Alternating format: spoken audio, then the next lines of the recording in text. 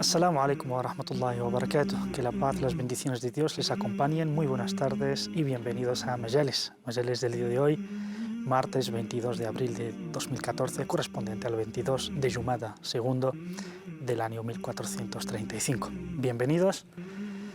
Un día como hoy, hace exactamente 1422 años, es decir, en el año 13 de la Égira, fallecía uno de los grandes hombres de la historia de la humanidad, y en especial de la historia del Islam y de los musulmanes. Vamos a hablar de quién es esta persona, cómo vivió, cómo fue su compañerismo con el profeta, la paz sea con él, cómo vivió después de la vida del profeta, la paz sea con él.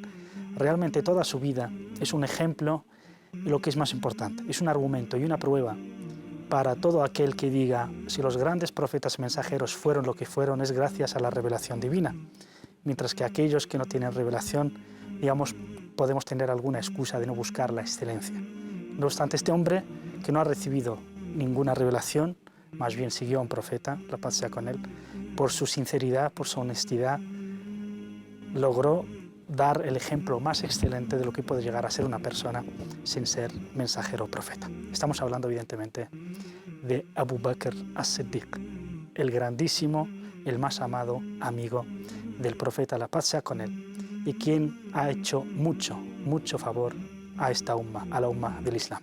Le vamos a dedicar los dos programas, inshallah, de esta semana, así que hoy nos toca la primera parte, de su nacimiento hasta el fallecimiento del profeta, la paz sea con él. Para hablar de este tema, inshallah, y profundizar en este gran personaje del Islam y los musulmanes, y como digo, insisto, de la humanidad, tengo el placer de compartir esta hora con los hermanos Hisham Ulad. Assalamu alaikum, Hisham Ulad.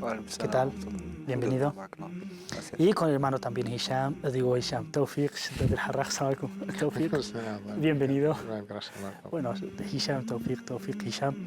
Y también ustedes, que es su programa, les pertenece, así que lo hacen en buena medida ustedes también a través de su participación, la cual pueden llevar a cabo a través del teléfono llamándonos al número 911 73 02 51, 911 73 02 51, y si llaman desde fuera de España pongan el prefijo del estado 0034. Y también lo pueden hacer a través del correo electrónico escribiéndonos a majalis@cordobainternacional.tv, y también nos pueden seguir, al igual que escribirnos a nuestra página de Facebook, facebook.com/Majalis-Córdoba. Y les recuerdo que las preguntas y las intervenciones que no tienen que ver estrictamente con el tema que nos ocupa en Majalis, los derivamos, sobre todo los temas de fiqh, de derecho, los derivamos al programa que los hermanos protagonizan junto al hermano Mohammed Said Alilesh en el programa de consultas islámicas. Empecemos a la barakatillah, y la primera pregunta es, todo el mundo conoce a Abu Bakr, escucha a Abu Bakr, ¿quién es Abu Bakr? Alhamdulillah, salatu wassalamu ala rasulillah, ala alihi wa sahbihi wa wala. En el nombre de Allah, el clemente, el misericordioso. Alabado sea Allah subhanahu wa ta'ala, paz y bendiciones sobre su último mensajero, el profeta Muhammad, sobre su noble familia y sus nobles compañeros hasta el día del juicio final. Amén. Como tú bien has mencionado, pues de estos milagros, no solamente los profetas que han sido apoyados con milagros, en este caso, pues este gran hombre, que es tan importante no solamente para nosotros los musulmanes, sino también para toda la humanidad, pues un hombre que es, digamos, de la escuela profética, de la escuela de Muhammad sallallahu alaihi wasallam. De esta escuela, pues ha salido pues un personaje tipo Abu Bakr as-Siddiq radiyallahu anhu. Abu Bakr as-Siddiq, pues un hombre más o menos conocido en las obras de la historia, es como Abdullah ibn Uthman, su padre más conocido por el apodo de Abu Quhafa. Estamos hablando de Abdullah, hijo de Uthman, nació unos 2 años después del profeta más o menos, ahí sobre el año 573. Y 3 años más o menos, 2 años de la famosa guerra del elefante. Pues un hombre que ha nacido en la ciudad de Mecca, Desde su infancia ha sido conocido por sus buenos modales, veraz, fiel, y ha sido también pues un amigo de la infancia de nuestro amado y querido mensajero Muhammad, la paz de Allah sea sobre él, de una tribu tan noble de Quraysh, que es la tribu de Banu Taym. En su árbol genealógico coincide con nuestro amado y querido mensajero Muhammad sallallahu alaihi wasallam, el sexto abuelo, Murra ibn Ka'b. Ya así nos da una imagen que es tan noble incluso en sus raíces familiares. Se dedicaba al comercio. Él, su sueño era ser un hombre de negocios en términos nuestros actuales. Y la verdad era, pues disfrutaba de un estatus económico bastante bien. Y pues también nos cuentan los libros pues dos datos muy importantes en su biografía.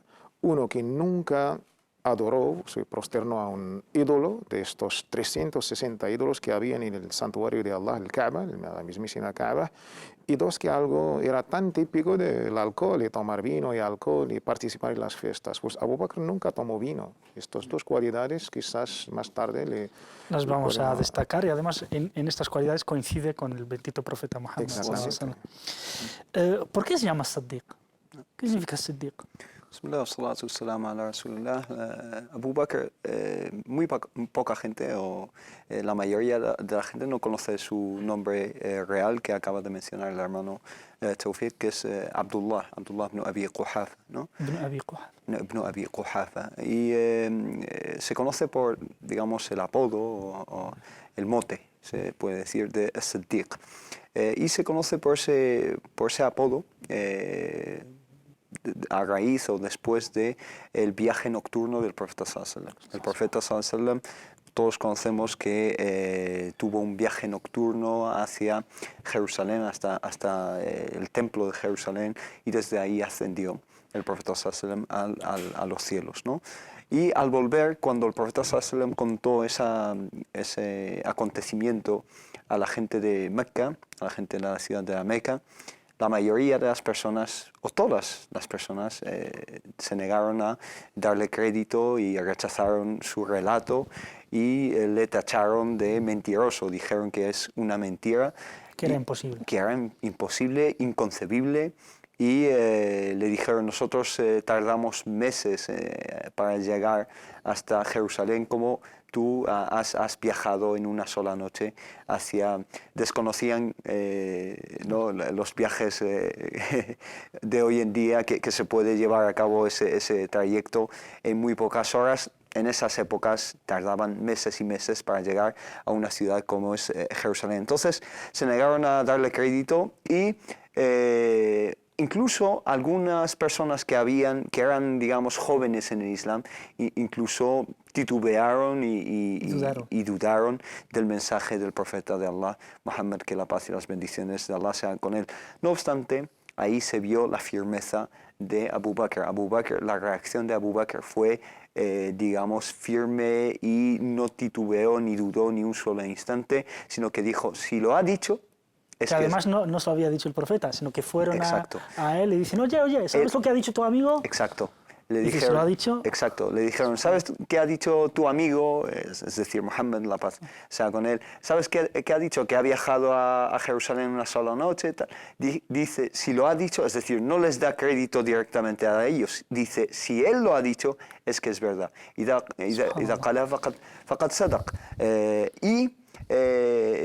Dice, si le damos nosotros crédito, si creemos en él, cuando nos dice que le llegan mensajes de Allah subhanahu wa ta'ala desde los cielos, ¿cómo no voy a darle crédito al oír que ha viajado en una sola noche? Y por eso se llamó As-Siddiq, que significa aquel que cree con firmeza en el mensaje del profeta sallallahu alaihi wasallam.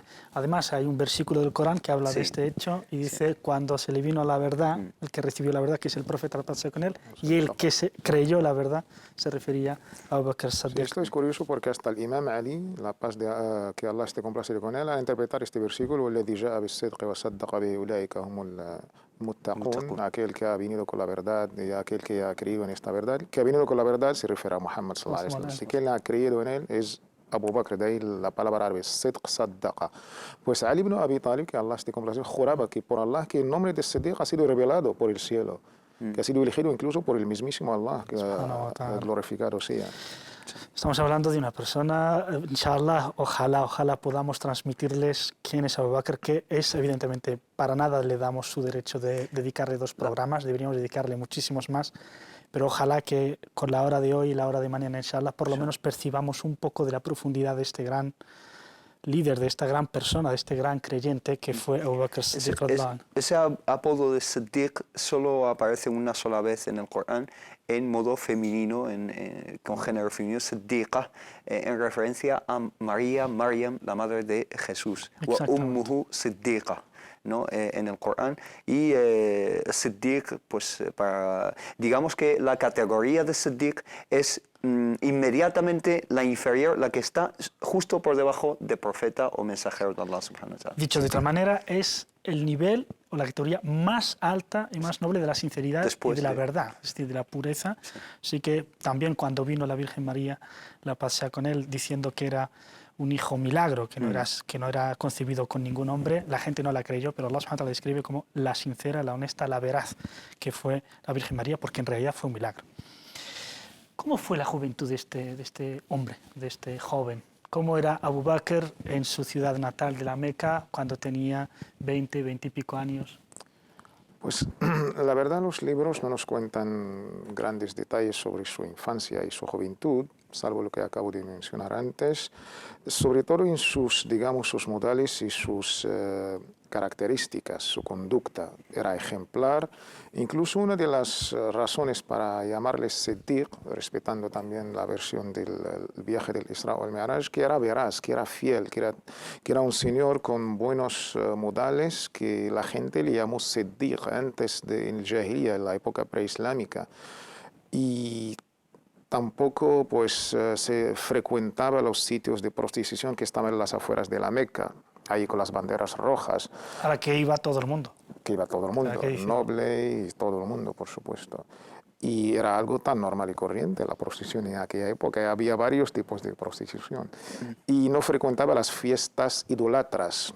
Hay fiestas paganas y fiestas un poco religiosas, ofrendo, pues...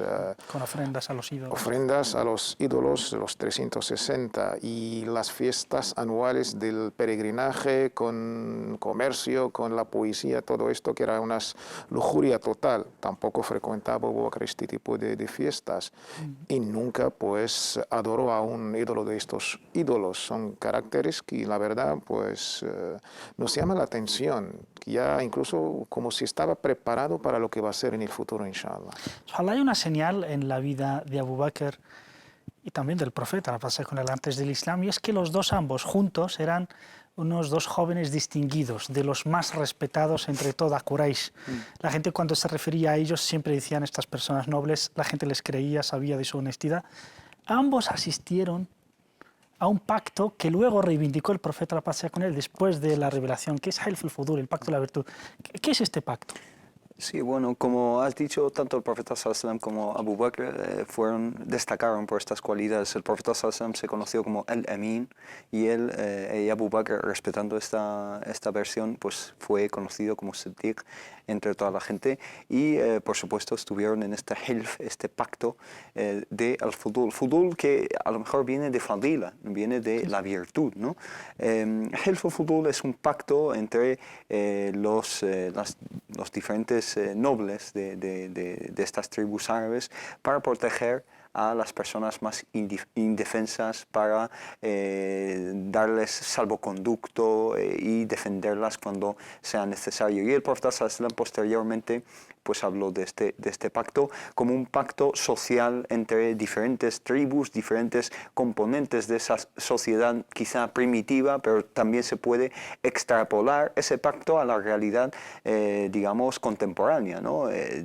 Una sociedad civil compuesta por diferentes diferentes religiones, porque en Arabia existían diferentes religiones, existía el judaísmo, el cristianismo, el paganismo, incluso el ateísmo.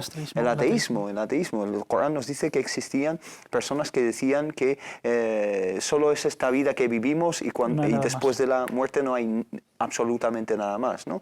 Y estas diferentes religiones, diferentes etnias, ¿no? Porque existían muchísimas diferentes etnias que se unieron para este fin tan noble que es defender y dar sus derechos a los más débiles, los más indefensos. Y como dije, este pacto es un ejemplo a seguir incluso hoy en día para muchos musulmanes que incluso no han encontrado su lugar en una sociedad tan cosmopolita. Dicen, aún se preguntan si es lícito o no es lícito residir en un país no musulmán. Pues ahí tienen un buen ejemplo que nos marcó el profeta Sallallahu Alaihi Wasallam y nos marcó Abu Bakr Siddiq, que Allah esté complacido con él. Hay que decir que la importancia de este pacto viene sobre todo teniendo en cuenta el contexto, que era en la ley tribal, no había protección para aquellos que no eran de la propia tribu, es decir, se podía saquear perfectamente al que no era de la tribu, se le podía abusar de sus derechos, etcétera, y había gente que inmigraba a la Meca y sufría vejaciones, sufría de saqueos prácticamente, entonces, y también de expropiaciones de sus bienes. La gente de virtud, gente noble, hicieron un pacto para que aquellas personas que no tenían protección de ningún clan ni de ninguna familia concreta, entonces aclararon que aquellos, aunque no tengan esa protección, que esta gente podía, digamos, defenderlos sin necesidad de un previo acuerdo, de una previa protección ofrecida a estas personas. Así que esto nos viene bien recordarlo en cuanto sobre todo a los grandes pactos internacionales de derechos humanos en la actualidad, ¿no? Exacto. Que algunos dicen, no son acuerdos musulmanes, los ha hecho la ONU, por tanto no nos confieren, no tenemos nada ni comprometernos con estos pactos, pero no, es un error. Al contrario, el Islam es una religión de justicia por excelencia. Reconoce siempre los derechos humanos y libertades en términos nuestros, que es la lectura que podemos hacer a este pacto de Abdullah ibn Jud'an o Hilf al-Fudul. Se conoce con los dos nombres en los libros de Sira. Es un pacto que llama la atención, pues Abu Bakr Siddiq acompañó al profeta Muhammad sallallahu alaihi wasallam. Este pacto estaba en la época preislámica, que todavía Muhammad no era mensajero de Allah subhanahu wa ta'ala.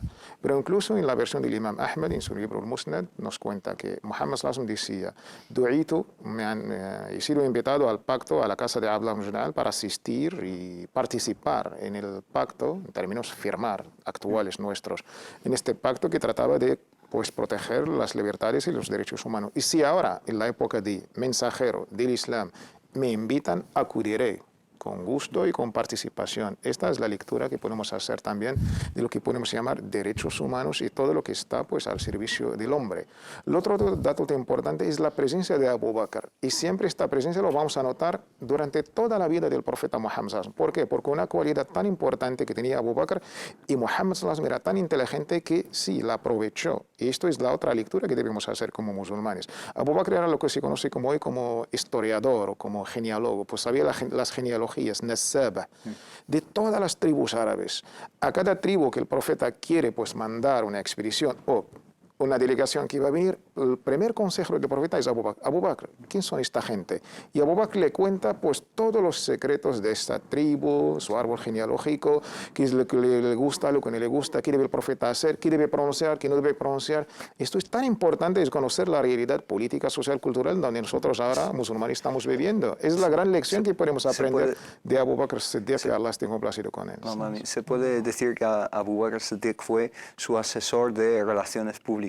Su mano derecha. Sí, porque como bien has dicho, él era experto en esa ciencia, se puede decir, de el ansab, genealogía, o el firasa también. Firasa es otra cosa que es simplemente con ver la cara de la persona, que también su hija Aisha tenía ese don, ¿no? Que solo con ver la cara de la persona sabía sus padres, su linaje, etc. Y esto a lo mejor en términos modernos suena un poco extraño, ¿no? Cómo una persona puede adivinar el linaje de una persona simplemente con ver su aspecto. Pero en un contexto desértico, en los desiertos, donde las personas pasaban mucho tiempo sin tener interactuaciones con otras personas, es muy fácil. Hoy en día, si vas a algunas zonas del Sáhara, por ejemplo en Mauritania, etc., aún hay personas así, que simplemente con ver a otras personas de otras tribus saben de dónde son sus padres, etc. Entonces este don lo tenía Abu Bakr, así como su hija Aisha, que pasó a ser posteriormente la esposa del profeta sallallahu alaihi wasallam después del fallecimiento de Khadija, que Allah esté complacido con ambas. Hay que decir que muchas de las cosas que aparecen en el libro sagrado del Corán o lo que estamos hablando de la vida de Abu Bakr, mucha gente, pues desde el materialismo más duro, pues son tonterías, ¿no? Pero en realidad la ciencia moderna, la física cuántica o incluso lo que se llama la teleserie, ¿no?, del mentalista, con ver a una persona ya sacas y deduces lo que mucha gente normal pues no le da importancia. Es la intuición. Exacto, la intuición y la inteligencia de ver. Me vais a perdonar que abra un paréntesis sobre esto de que Abu Bakr, cuando aconsejaba al profeta, le daba, digamos, a conocer quién es esta gente que viene o a la que vamos a visitar. Se da el caso de que en muchas mezquitas se organizan congresos o se organizan jornadas de formación en donde se invitan a shuyukh. Y a veces escuchamos algunas fatwas o algunos edictos que poco tienen que ver con la realidad. ¿Qué podemos decir al respecto? ¿Aconsejar a estos sabios de abstenerse o primero que... ¿Qué podemos hacer? Es tan básico en el fiqh, en la jurisprudencia islámica, dos normas básicas. Es lo que, sobre todo ahora ya dejamos majalis a consultas islámicas, ¿no? El mufti debe estar de la gente del pueblo, Ahlul Balad. Si alguien viene de fuera, no es por educación o cortesía. Incluso sabios le prohíben dar fatwas porque él está de viaje, viene de otro país, no conoce las costumbres. Esto es una norma básica en el fiqh, en la jurisprudencia y sobre todo en el término de fatwas. Tú vienes de otro país y debes, antes de pronunciarte sobre el tema, debes pedir permiso, o si no, dirigir la gente al imán local. Y dos, como Ibn al-Qayyim, ya en su famoso libro, que ya es un clásico en el tema, Ilam al-Muwaqqi'in, para dar fatwa hace falta dos condiciones, al-wajib o al-waqi'. Debes saber, pues, lo islámico, lo teológico, y dos, debes saber la propia realidad. Conocer la realidad. Exactamente. Sin estas dos condiciones, las fatwas pueden empezar a hacer daño incluso. Y también añadir una sola cosa, y es que las instituciones, digamos las mezquitas, asociaciones, etcétera, que invitan a personas tienen que elegir bien a las personalidades que acuden. Es decir, tú no puedes traer a una persona desde una realidad totalmente ajena para que dé una charla aquí, porque a lo mejor va a transmitir un mensaje que es equivocado para la realidad en que se vive, especialmente para los jóvenes, ¿no? Los jóvenes que muchas veces entienden mal las cosas y quizá sus ideas caen en la confusión o malinterpretan algunos conceptos islámicos, ¿no? Entonces tienen que elegir bien y, alhamdulillah, dentro de Europa u Occidente en general hay bastantes personas expertas en materia religiosa islámica y tenemos quizá no tenemos un déficit, digamos, de personas que puedan hablar del Islam. Entonces es mejor elegir a personas expertas en esta realidad en la que nos movemos. Les recuerdo el número de teléfono 911 730251, 911 730251 para que puedan participar. Les ruego que disculpen a las personas que nos están llamando y no tomamos sus llamadas porque están, digamos, muy lejos del tema, así que derivamos que pueden dejar su pregunta en realización, o también nos pueden escribir o llamar sencillamente al mismo número, pero en el programa de consultas. Así que les pedimos perdón a las personas que nos están llamando, pero por favor, para tener un hilo conductor del tema, vamos a seguir, digamos, con el tema de Abu Bakr. Y si ustedes tienen alguna pregunta cualquiera o algo que añadir o destacar, o qué significa Abu Bakr para ustedes, o cuándo han leído y qué experiencia han vivido cuando han conocido a este gran personaje, es bienvenida y les podemos dar, digamos, espacio para que puedan expresarse. Pero ruego que sea, digamos, en el mismo tema de hoy. Así que muchas gracias por su comprensión. Tawfiq, a los 40 años, el profeta, la paz sea con él, recibe la revelación. Y no la puede comunicar a todo el mundo, porque sabía cuál sería la reacción, pero se la confía a algunos íntimos, y uno de los cuales es Abu Bakr. Dios está complacido con él. ¿Cómo fue la reacción? de este amigo? Pues la reacción es tan importante que el profeta Muhammad sallallahu alaihi wasallam, la paz de Allah sea sobre él, la mencionó en un famoso hadith que a cada persona que el profeta le hacía da'wah o le hablaba del Islam, pues siempre se echaba atrás o incluso pensaba, y déjame pensar, salvo a Abu Bakr. Directamente, ni siquiera terminaba la frase. Abu Bakr declaró su shahada. Ashhadu an la ilaha illallah wa ashhadu anna Muhammad Rasulullah. Entonces, es también la importancia que tenía Abu Bakr para Muhammad sallallahu alaihi wasallam. No solamente un amigo íntimo de la infancia y de la juventud y de toda la vida, pero también, pues el profeta Muhammad, la paz de Allah, valoraba su calidad intelectual incluso. Y por ahí era, según nuestros sabios, es una de las primeras personas incluso. Tenemos un debate entre Khadija y Abu Bakr, quién es la primera persona en absoluto que aceptó el mensaje o la religión islámica, pero Abu Bakr es uno de los primeros. Y esto, Bueno, el primer adulto, desde primer luego. Varón adulto. estas separaciones son técnicas, varón, niño, mujer. No tenemos los detalles en qué minuto hablo con este y con el otro, pero para nosotros es uno de los primeros. Y esto es tan importante que de ahí ganó también el apodo de Siddiq, porque fue el primero en creer en Muhammad sallallahu alaihi wasallam, pero sin pensar ni siquiera, Muhammad, dame tiempo, esto es tan fuerte. Para mí no, al contrario, directamente aceptó, ni siquiera el profeta Muhammad terminó su frase.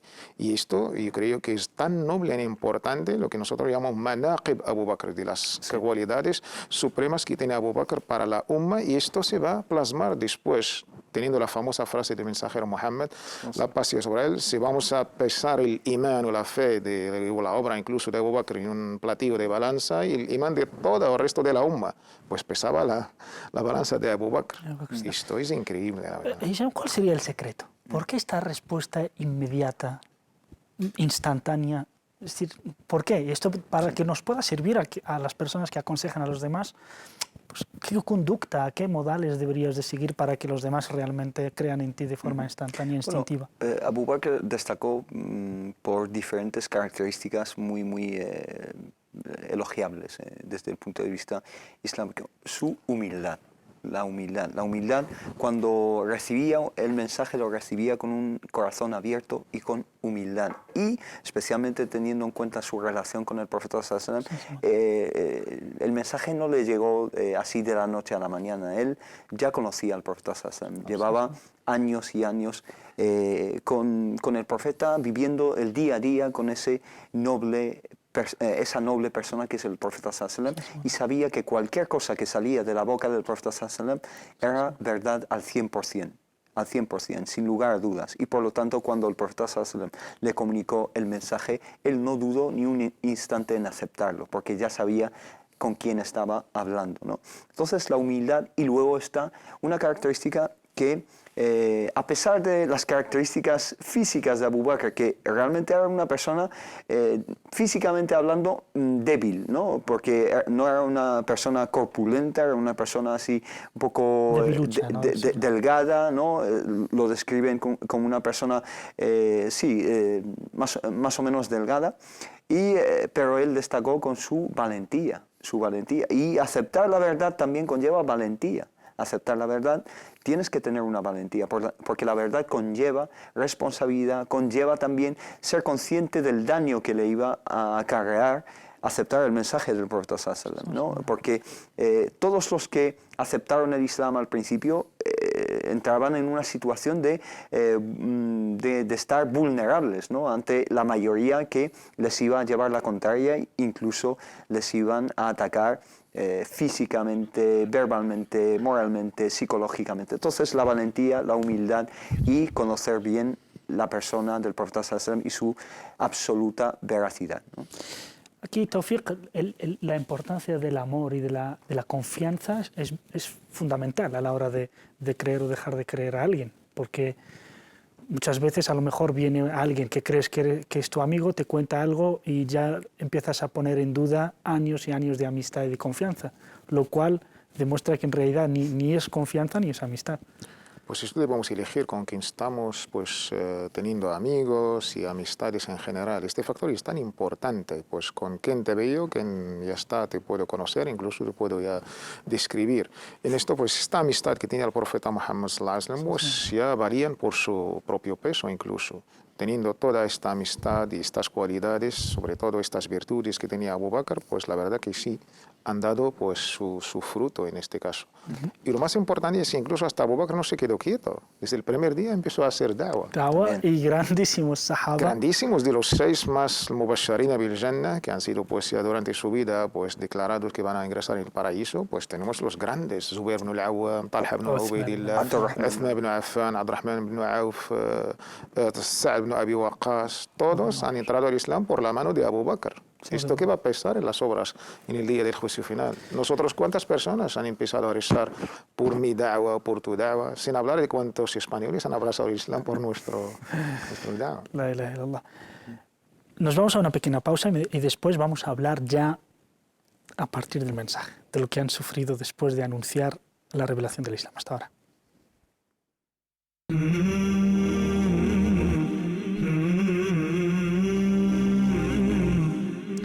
Bienvenidos de vuelta al programa de Majales de hoy que dedicamos a Abu Bakr as-Siddiq, el grandísimo compañero del profeta, la paz sea con él, quien gracias a él, digamos, los musulmanes en momentos muy duros, muy crueles, estuvo ahí para, digamos, mantener la comunidad unida y sobre todo mantenerla en la guía que había enseñado el profeta, la paz sea con él. Así que vamos a empezar ahora para hablar de la revelación. A los 40 años, el profeta, la paz sea con él, recibe la revelación. Un grupo muy selecto de personas son las únicas a las que confía el mensaje, uno de los cuales es Abu Bakr de esta revelación, que instantáneamente, de inmediato, le cree y da fe de su Islam. Y claro, empiezan 3 años de predicación secreta, luego 10 años en la Meca, más de predicación, digamos, pública, lo cual les valió a los musulmanes persecución, tortura e incluso la muerte. ¿Cómo fueron estos años para los musulmanes y cuál fue el papel jugado por Abu Bakr? Dios esté con él. Pues el papel de Abu Bakr es crucial, la verdad. Pues de las primeras personas que aceptaron el Islam y Abu Bakr, pero Abu Bakr desde el primer día ya empezó a propagar y difundir y transmitir el Islam. De estas 6 personas, digamos, de las grandes, tipo Zubair ibn al-Awwam, Uthman ibn Affan, Talha, Sa'd ibn Abi Waqqas, pero incluso el Arqam ibn Abi al-Arqam, aquel joven pues Qurayshi de la tribu de Quraysh, también aceptó el Islam gracias a Abu Bakr, que después va a ofrecer su casa donde se hacían las reuniones pues clandestinas, secretas del profeta con estos nuevos musulmanes. Y ahí Abu Bakr tenía un papel y es que no paraba. Claro, tenía la protección de su carácter noble de la tribu de Banu Taym, por eso no recibía las hostilidades que recibían los desamparados y los esclavos que habitaban en Quraysh. Y siempre, pues yo no puedo, la verdad, personalmente entender la historia del Islam sin el papel crucial y tan importante que jugó el personaje de Abu Bakr desde el primer día hasta el final. Y ahí quizás lo vamos a ver con más detalles. Abu Bakr Siddiq, pues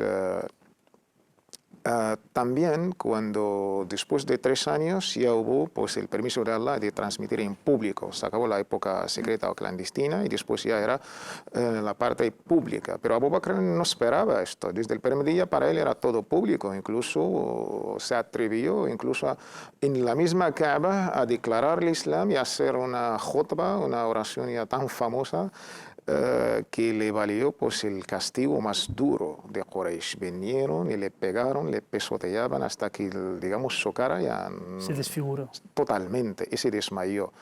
Este era Abu Bakr, la verdad, el papel que jugó en el Islam.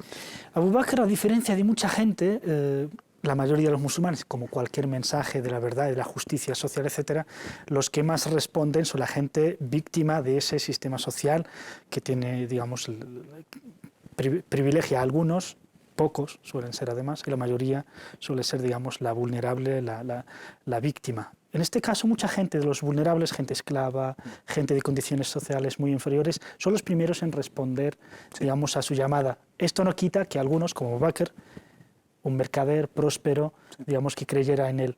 Él, como mercader próspero, como una persona acomodada, ¿cuál fue su papel respecto a sus nuevos hermanos? Bueno, Primero indicar una cosa, y es que ¿por qué la gente más adinerada no entró en masa, se puede decir, en el Islam en esa primera etapa? Porque veía que tenía mucho que perder, ¿no? Tenía más que perder, más pérdidas que ganancias con su entrada en el Islam, desde un punto de vista puramente materialista, que ve simplemente su interés en esta vida mundana, ¿no? Porque vieron el Islam como un fin para su hegemonía, la hegemonía de Quraysh desde el punto de vista económico, comercial, etc. Los más desamparados entraron en el Islam en masa, ¿por qué? Porque vieron en el Islam esa promesa que se cumplió de igualdad en todos los sentidos, de igualdad entre hombres y mujeres, de igualdad entre esclavos y amos, y entre clases sociales, y entre diferentes etnias y razas, entre diferentes lenguas y pertenencias de todos los sentidos, ¿no? Entonces, por eso entraron en el Islam. Y Abu Bakr jugó un papel crucial dado su estatus social dentro de su tribu, jugó ese papel, aportó muchísimo dinero para proteger a esas personas, les apoyó en todos los sentidos, moralmente, financieramente, etc. Y tenemos el ejemplo archiconocido de Bilal ibn Rabah. Bilal ibn Rabah, que fue un esclavo abisinio que vivía en Meca, y su amo, su propietario, se puede decir, fue Umayya ibn Khalaf, ¿no? Umayya ibn Khalaf, que cuando vio que Bilal entró al Islam, empezó a torturarlo y a despreciarlo de las maneras más rechazables imaginables, ¿no? Y ¿qué hizo? Lo llevaba al desierto, lo ataba al suelo y ponía encima de él una piedra gigante y lo dejaba ahí al sol, e incluso lo hostigaba y lo pegaba, etc. Y le pedía simplemente decir una palabra, Hubal. Hubal, que es uno de los ídolos principales, se puede decir que el ídolo patrón de Mecca, ¿no? El patrón de la Mecca, que es una figura que se dice que se trajo de la tierra de los cananeos, de Canaán, ¿no? Entonces le decía, di Hubal y te suelto. Y él que decía, Ahadun ahad, ahadun ahad, es decir, único, Allah subhanahu wa ta'ala, la unicidad de Allah subhanahu wa ta'ala. Y él le pegaba más. Y entonces Abu Bakr, que fue una persona que también destacó por una cosa muy importante, que es su corazón tierno. Era una persona que lloraba con facilidad, que tenía un corazón muy tierno, y cualquier cosa le conmovía, ¿no? Y entonces, al ver a Bilal así en esa situación, pidió comprarlo a Umayya ibn Khalaf, y Umayya le dijo a Umayya, ¿cuánto pides? Le dijo tanto, y ni siquiera regateó con él, le dio esa cantidad altísima, ¿no? Y Umayya le dijo, si me hubieses dado menos te lo hubiese pagado, y él le dijo, si hubieses pedido más lo hubiese pagado también, de todas formas. Tenemos que nosotros al teléfono Naima desde Sevilla. As-salamu alaykum, buenas tardes, Naima. Wa alaikum assalam wa rahmatullahi wa barakatuh. Díganos. Nada, que muchas gracias a los hermanos por este tema de hoy.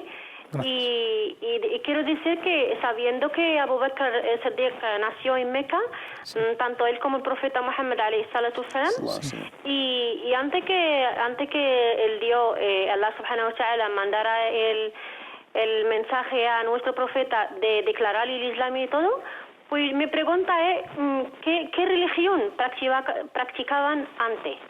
Tengo entendido que la religión anterior era el cristianismo. Entonces lo que quiero saber, ¿por qué ellos en la Meca, por qué no practicaban el cristianismo? ¿Por qué? Es mi pregunta, y muchas gracias. A usted, Naima, barakallahu fiki. Bueno, nos dice qué religión practicaban antes del Islam. Pues depende, hay que tener el contexto. A la hermana Naima, pues no hay que imaginar Meca como hoy, medios de comunicación, y no, es que la cosa era tan complicada. Meca era Arabia, y el cristianismo, pues más o menos en aquellos viajes de comercio, Rihlat al-Shita wa al-Sayf, pues los propios árabes que viajaban a Siria o al Yemen se iban a encontrar más o menos con el cristianismo. Sin embargo, tenían al judaísmo al lado, en el Medina.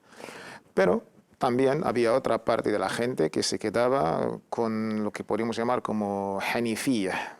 Hanafís, pues seguidores de los restos de Abraham, la paz de Allah sea sobre él. Aunque la mayoría absoluta, por excelencia, era el politeísmo y la idolatría por la propia cultura de Arabia, porque estaba tan lejos de los profetas y las tierras del profetas, que era más o menos Jerusalén, Sham, Palestina, el gran, digamos, Sham, lo que conocemos hoy.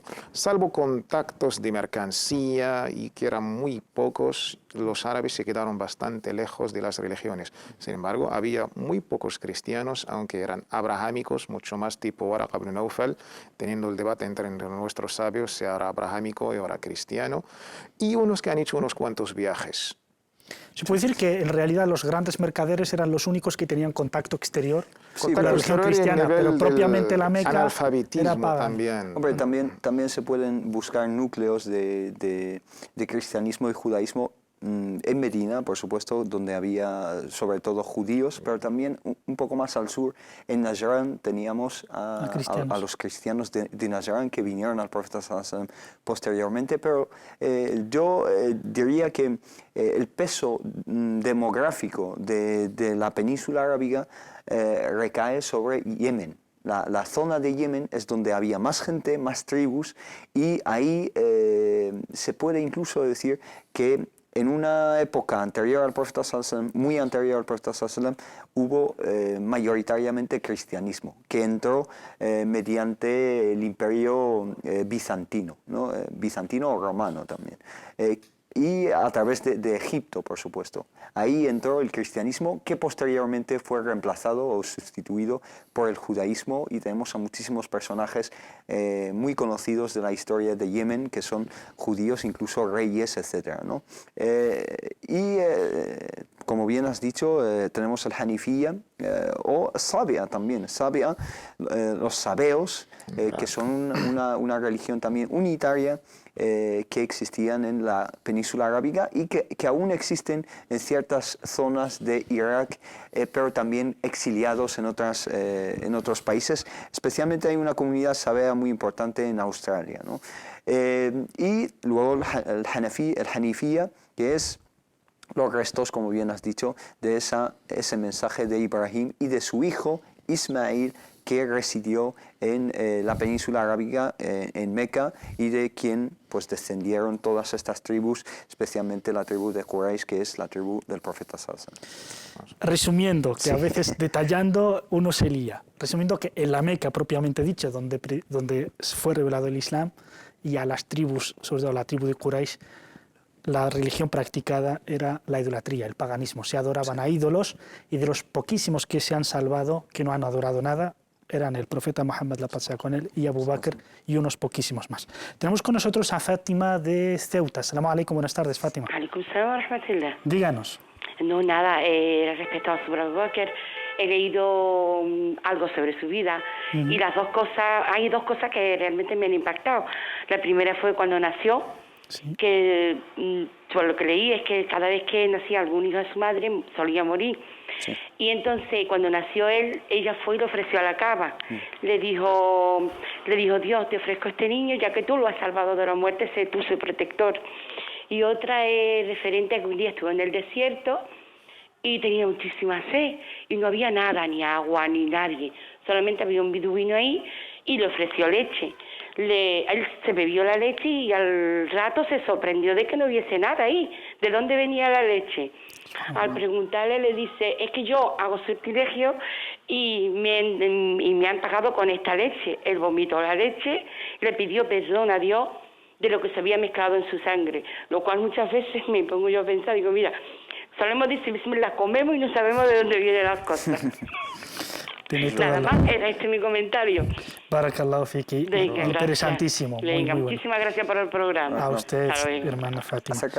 Acerca de lo primero que mencionó, que su madre, la madre de Abu Bakr, siempre perdía a sus hijos, especialmente a los hijos varones, y de ahí viene otro apodo de Abu Bakr. Además de Siddiq, se conocía como Al-Atiq, ¿no? Abu Bakr al-Atiq. También hay diferentes explicaciones de por qué se llama al-Atiq.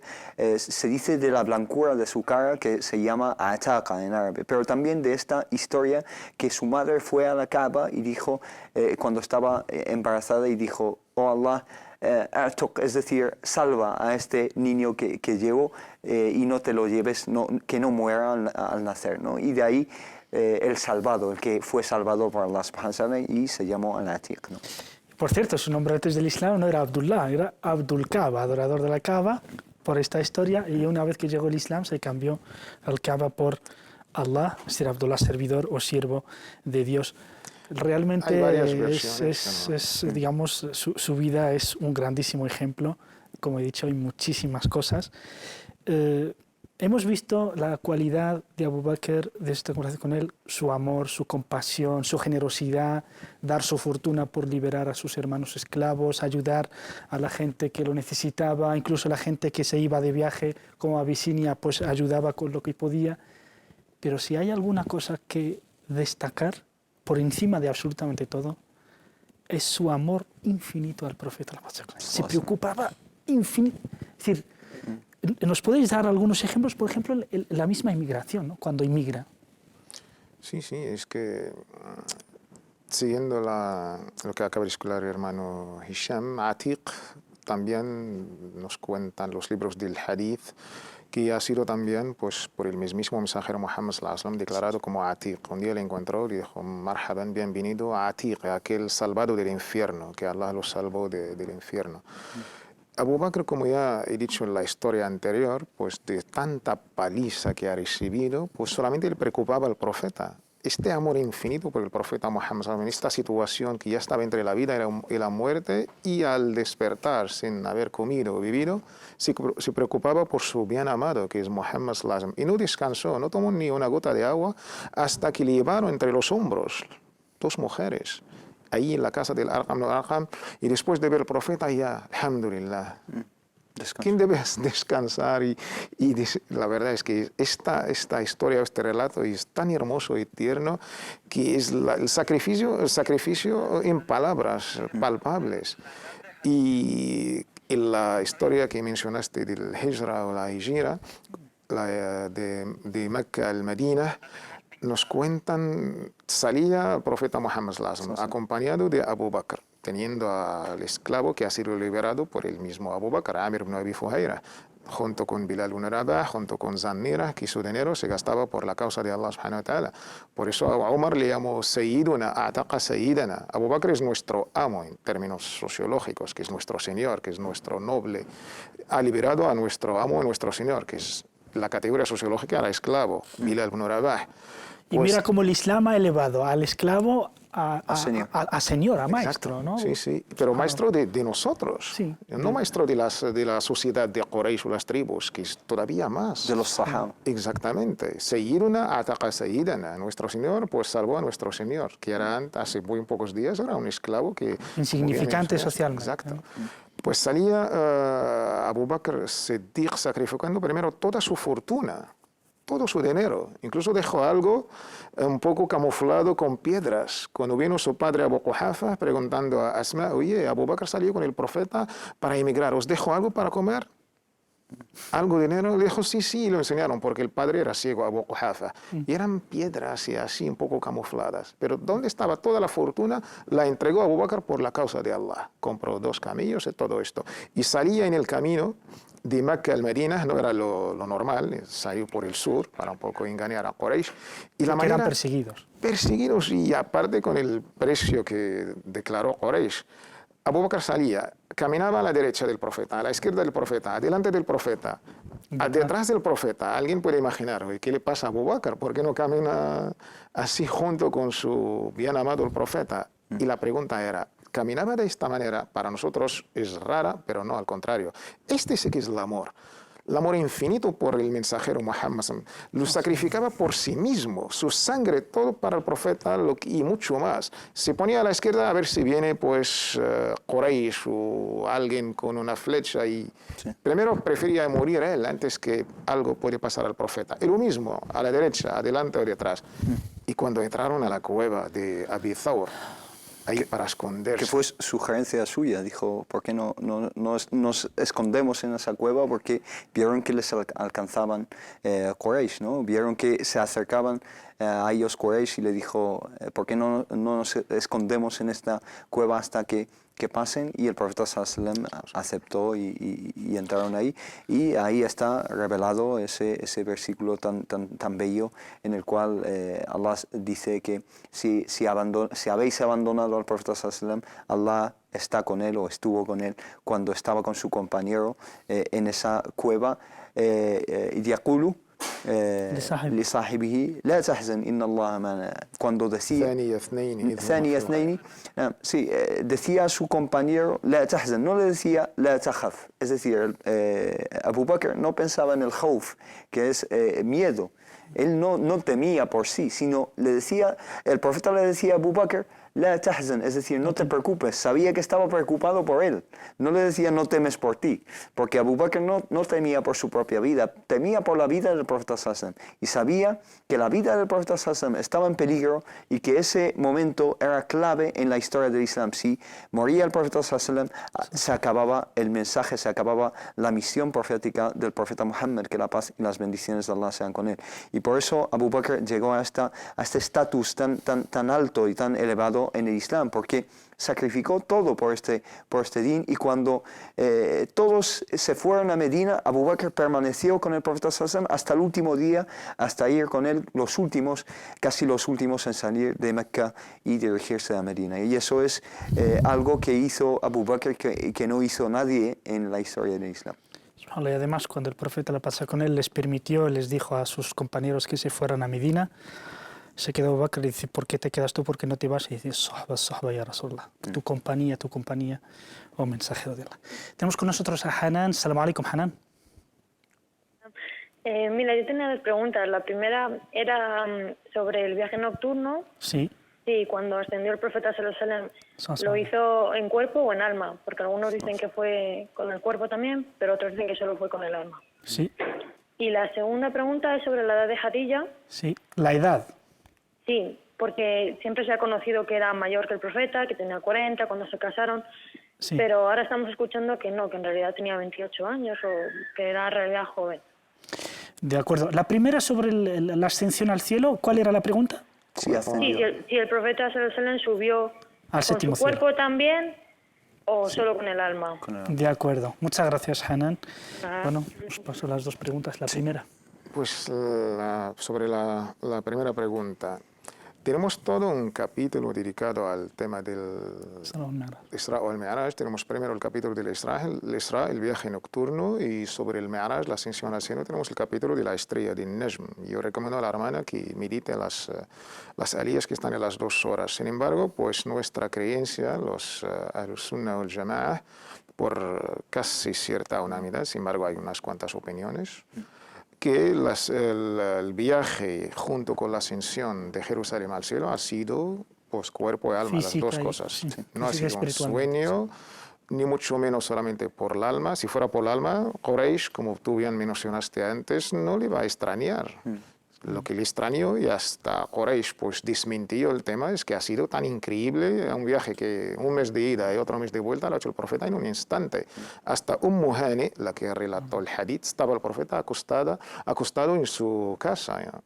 Y la casa, él cuando dejó la cama donde estaba acostado el profeta y volvió todavía estaba calientita. Esto nos da la impresión de cuerpo y alma. Incluso la primera frase, y esto es sugerente, la verdad, cuando Allah habló del viaje, Subhanalladhi asra bi'abdihi. Glorificado sea Allah, quien ha hecho pues, el viaje nocturno, bi'abdihi. Y la palabra bi'abdihi, en alguien que puede abrir cualquier diccionario en árabe, abdihi se menciona cuerpo y el alma. Sí, en la persona. Y acerca de esta divergencia, que la mayoría de los ulama dicen que es cuerpo y alma, pero algunos sí que dicen que solo con su alma. Pero lo que no se puede negar es la certeza de este relato, ¿no? Algunas personas niegan que el profeta, incluso se autodenominan musulmanes y niegan este relato. Esto es muy, muy peligroso, especialmente en el viaje nocturno a Jerusalén, porque quien niegue el Isra, no hablo del Mi'raj, sino del Isra a Jerusalén, eso es motivo de kufr. Es motivo de kufr porque está mencionado por Corán, por un texto coránico. Mientras que el Mi'raj está mencionado en hadices sahih, es decir, veraces, auténticos, aunque negarlo no lleva a kufr, pero sí que es algo muy grave también.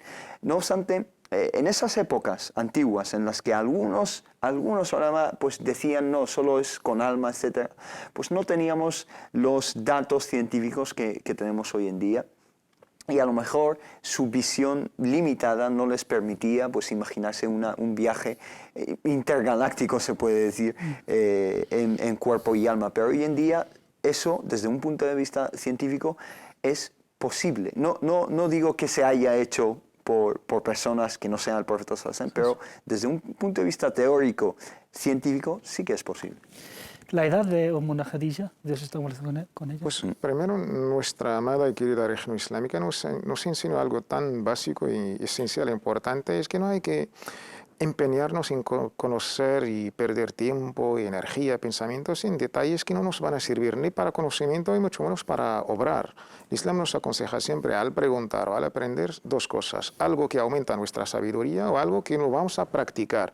Solamente por datos abstractos, la respuesta, sabiendo que tenía 25 o 28 o 50 o 100, ¿qué importa? Importa algo de ibada, algo de culto. Entonces el Islam, cuando nos habla de todos los relatos que hay en el Corán, no nos habla de los nombres, no nos habla de los números, los Ahlul Kahf cuánto eran, la mujer de este, el nombre de este.